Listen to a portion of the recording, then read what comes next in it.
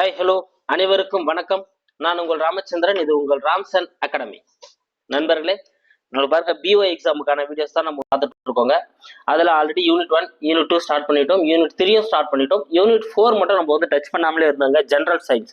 அதில் யூனிட் 4 தான் இந்த வீடியோவில் வந்து நம்ம ஸ்டார்ட் பண்ண போகிறோம். ஜென்ரல் சயின்ஸில் வந்து பார்த்தீங்கன்னா நம்ம வந்து பார்த்தீங்கன்னா இன்னைக்கு பிசிக்ஸ் இயற்பியல்ல நம்மளுக்கு ஃபர்ஸ்ட் சிலபஸில் யூனிட்ஸ் அண்ட் மெஷர்மெண்ட்ஸ் இதை தான் வந்து கொடுத்துருக்காங்க. அதில் நம்ம ஃபர்ஸ்ட் வந்து பார்த்தீங்கன்னா யூனிட்ஸ் வந்து உங்களுக்கு நம்ம கொடுத்துட போறோங்க. அந்த யூனிட்ஸ் கூட எப்படி கொடுக்க போறோம் அப்படின்னா 6 to 10th புக் வரல இருக்கக்கூடிய அந்த ஒவ்வொரு புக்ஸ்ல இருந்து எடுத்து உங்களுக்கு நான் கொடுத்துட போறேன். ஸோ இதை தாண்டி வரதுக்கான வாய்ப்புகள் ரொம்ப ரொம்ப குறைவு தான். ஸோ இது நல்லா படிச்சுக்கோங்க, கண்டிப்பா இதுல இருந்து ஒரு கொஸ்டின் வந்து வந்துடும். ஓகேங்களா? சரி, வாங்க நம்ம வீடியோக்குள்ள வந்து போகலாம். ஸோ அது முன்னாடி நம்ம சேனலுக்கு யாரா புதுசாக வரீங்க அப்படின்னா நம்ம சேனலையும் சப்ஸ்கிரைப் பண்ணிக்கோங்க. கூட பக்கத்தில் இருக்கிற பெல் பட்டனை கிளிக் பண்ணி நோட்டிஃபிகேஷன் ஆல் அப்படின்றதையும் கொடுத்துக்கோங்க. அப்பதான் நம்ம போடுற வீடியோஸ் எல்லாமே உங்களுக்கு உடனடியாக வந்துட்டு இருக்கும். ஓகேங்களா? சரிங்க. ஃபர்ஸ்ட் நம்ம 7ஆம் வகுப்பு 6ஆம் வகுப்பு நான் வந்து எடுக்கல, ஏன்னா 6ஆம் வகுப்புல அந்த அளவுக்கு இல்லை, இருக்கிறது மறுபடியும் 7, 8, 9, 10ல கவர் ஆயிடுது. அதனால நான் 6th விட்டுட்டேன். ஏன்னா 9th 10th திருப்பி அதே பாயிண்ட் வரப்போகுதுன்றதுனால 7th இருந்து நான் வந்து உங்களுக்கு கவர் பண்ணியிருக்கேன். ஃபர்ஸ்ட் 7ஆவதுலேயும் வந்து பார்த்தீங்கன்னா 3 பருவத்தில் சேர்த்து குறைவாக தான் இருக்குங்க. 8th தான் நம்மளுக்கு கண்டென்ட் அதிகமாக இருக்கு. ஆனால் 7ஆவதுல இருக்கிறது விடக்கூடாதுன்றதுனால நான் எடுத்திருக்கேன். ஸோ 7ஆவதுல வந்து ஃபர்ஸ்ட் பாருங்க கன அளவு. ஸோ கன அளவின் அலகு. ஓகேங்களா? இங்க நம்ம பார்க்க போறது எஸ்ஐ அலகு மட்டும் தான் நம்ம வந்து பார்க்க போறோம். ஸோ கன அலகோட எஸ்ஐ அலகு என்ன அப்படின்னு வந்து பார்த்தீங்கன்னா மீட்டர்ஸ் கியூப். என்னதுங்க? கன அளவோட எஸ்ஐ அலகு வந்து மீட்டர்ஸ் கியூப். ஓகேங்களா? கன அளவுனா உங்களுக்கு வந்து தெரியும், ஒரு பொருள் வந்து எவ்வளவு வந்து அடைச்சிக்குது, ஒரு இடத்த வந்து எவ்வளவு இடத்த அடைச்சிக்குது அப்படின்றத நம்ம வந்து கன அளவு அப்படின்னு நம்ம வந்து சொல்லுவோம். அந்த கன அளவோட அலகு என்னன்னு பார்த்தீங்கன்னா மீட்டர்ஸ் கியூப். ஓகேங்களா? அடுத்து அடர்த்தி. இது ரொம்ப ரொம்ப முக்கியங்க. ஏன்னா இந்த சிஜிஎஸ் அலகு இதில் கொஸ்டின் கேட்காம இருக்காங்க. இந்த சிஜிஎஸ் அலகுல இருந்து இதுக்கப்புறம் கொஸ்டின் வரதுக்கான வாய்ப்புகள் இருக்கு.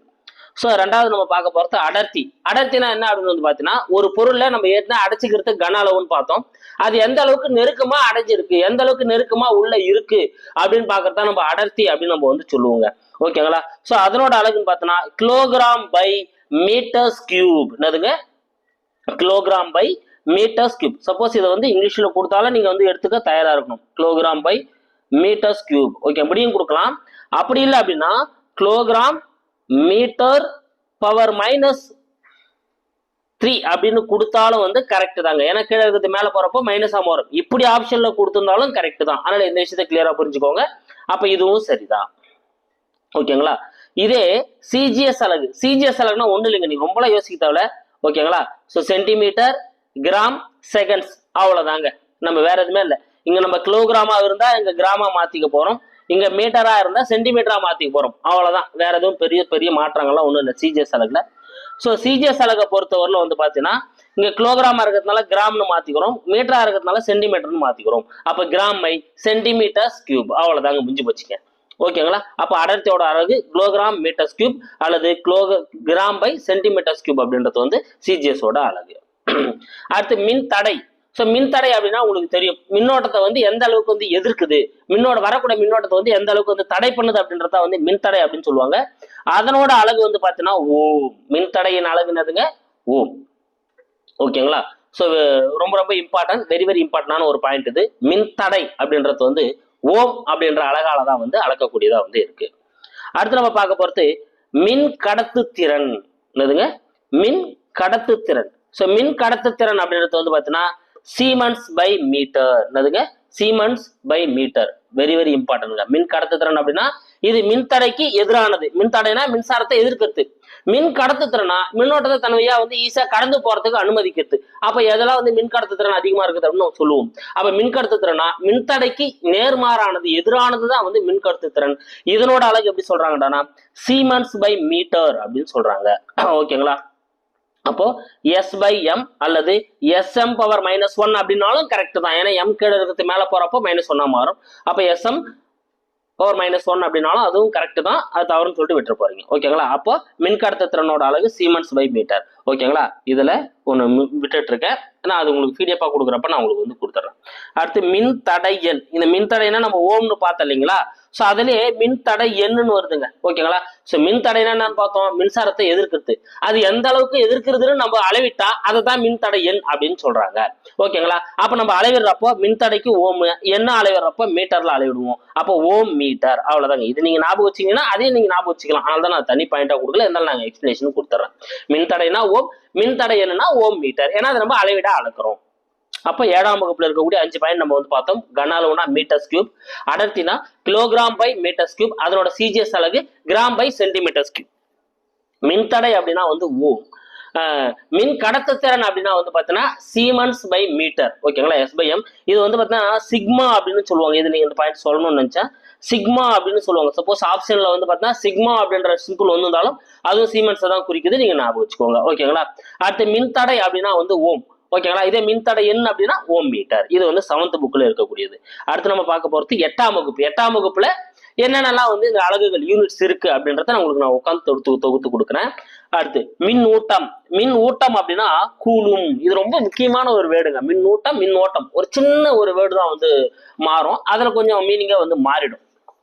ஓகேங்களா, ஸோ அப்போ மின் ஊட்டம் அப்படின்னா மின்னூட்டம் அப்படின்னா என்னன்னு பார்த்தீங்கன்னா ஒரு கடத்தி வழியா எவ்வளவு அந்த மின்சாரம் போகுது இல்லையா, மின்சாரம் பாய்ந்து செல்லக்கூடிய அந்த மின்சாரத்தை தான் நம்ம என்ன சொல்லுவோம், மின் ஊட்டம் அப்படின்னு நம்ம வந்து சொல்லுவோம்.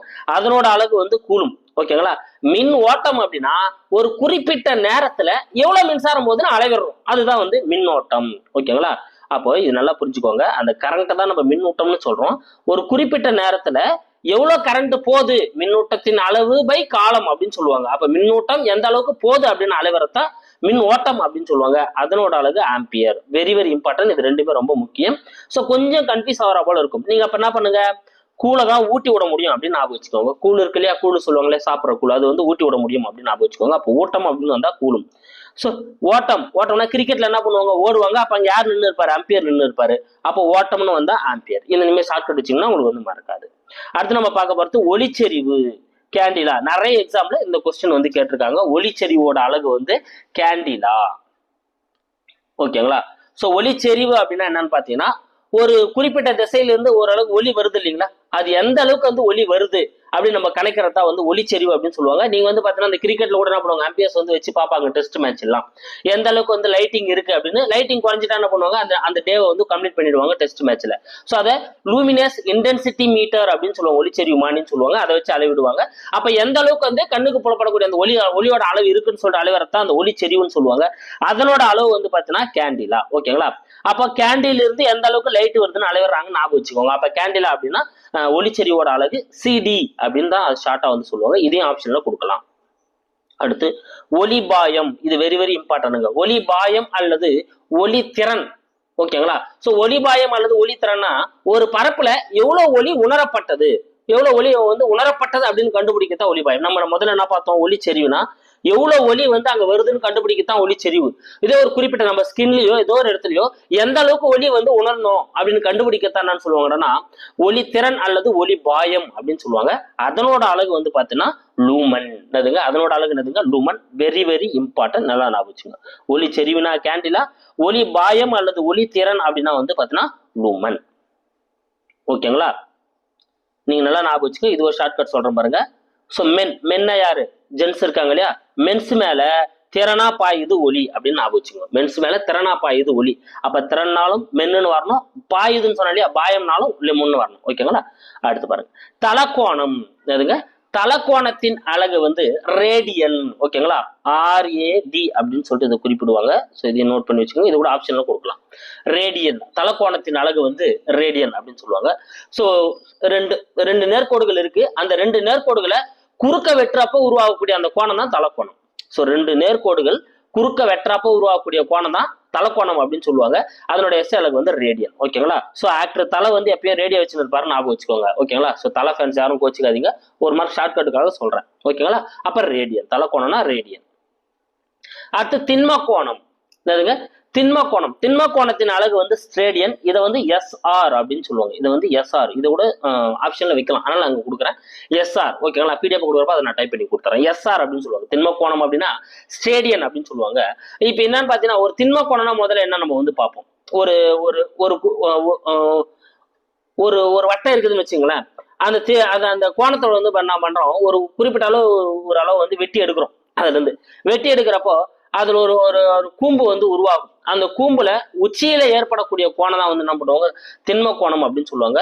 ஸோ ஒரு 3 அல்லது அதுக்கு மேற்பட்ட தளங்கள் ஒரு புள்ளியில சந்திக்கிறப்போ, இப்போ எக்ஸாம்பிள் வந்து பார்த்தீங்கன்னா இப்படி இருக்கு அப்படின்னா, ஸோ இந்த புள்ளியில வந்து என்ன பண்ணுதுங்க, இந்த இடத்துக்கு மொத்தம் வந்து சந்திக்குது.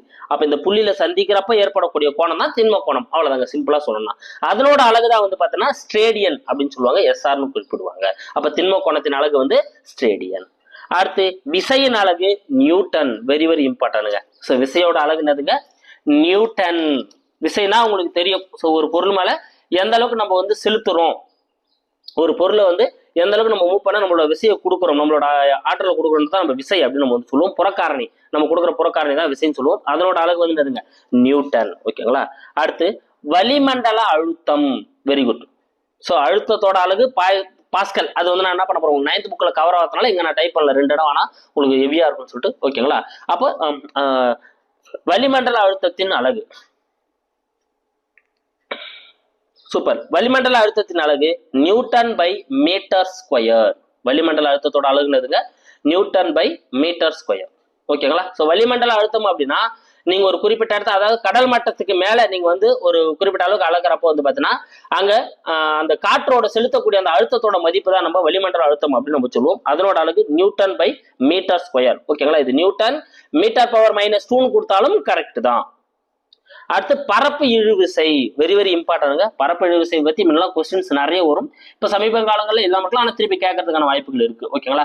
ஸோ பரப்பு இழுவிசை அப்படின்னா வந்து பாத்தீங்கன்னா அந்த திரவங்களோட மேற்பரப்புல அந்த உருவாக்கக்கூடிய ஒரு விசைதான் சொல்லுவாங்க, பரப்பு இழுவிசைன்னு சொல்லுவாங்க. ஸோ மழை துளிகள் வந்து கோள வடிவம் பெறதுக்கான காரணமும் இந்த பரப்பு இழுவிசை தான். சில பூச்சிகள்லாம் மேல நடக்கிறதுக்கான காரணமும் பரப்பு இழுவிசை தான். ஓகேங்களா. ஸோ அதே போல வந்து பாத்தீங்கன்னா இந்த புயல் காற்றுனப்போ என்ன பண்ணுவாங்க, கப்பலுக்கிறவங்க வந்து எண்ணெயை தூக்கி வெளியே ஊற்றுவாங்க சைட்ல, அதுக்கும் காரணம் பரப்பு இழுவிசை தான். ஓகேங்களா. அப்ப இந்த நீரோட அந்த மேற்பரப்புல வந்து பாத்தீங்கன்னா ஏற்படக்கூடிய அந்த ஒரு மூலப்பொருளுக்கு ஏற்படக்கூடிய இந்த இழுவிசை தான் பரப்பு இழுவிசை அப்படின்னு சொல்லுவாங்க.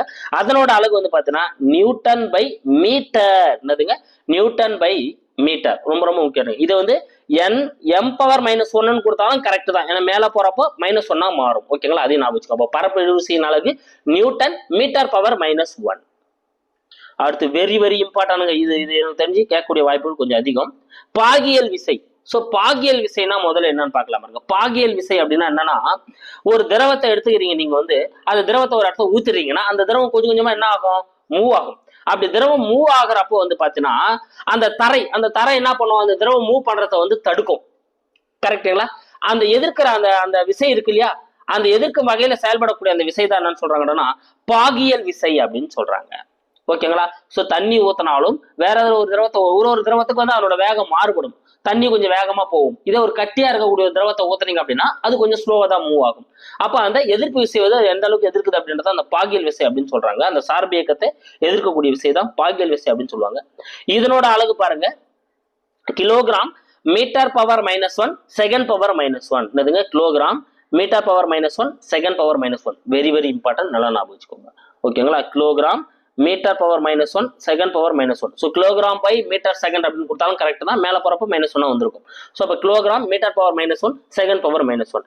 இல்லைன்னா இதுக்கு இன்னொரு அழகும் கொடுக்குறாங்க பாருங்க, newton seconds meter power -1. Newton seconds meter power -2ங்க. இது வந்து -2 வரணும், டைப்பிங் மிஸ்டேக். ஓகேங்களா. -2. இதுல ரொம்ப ரொம்ப முக்கியம் இதுதாங்க, சிஜிஎஸ் அலகு.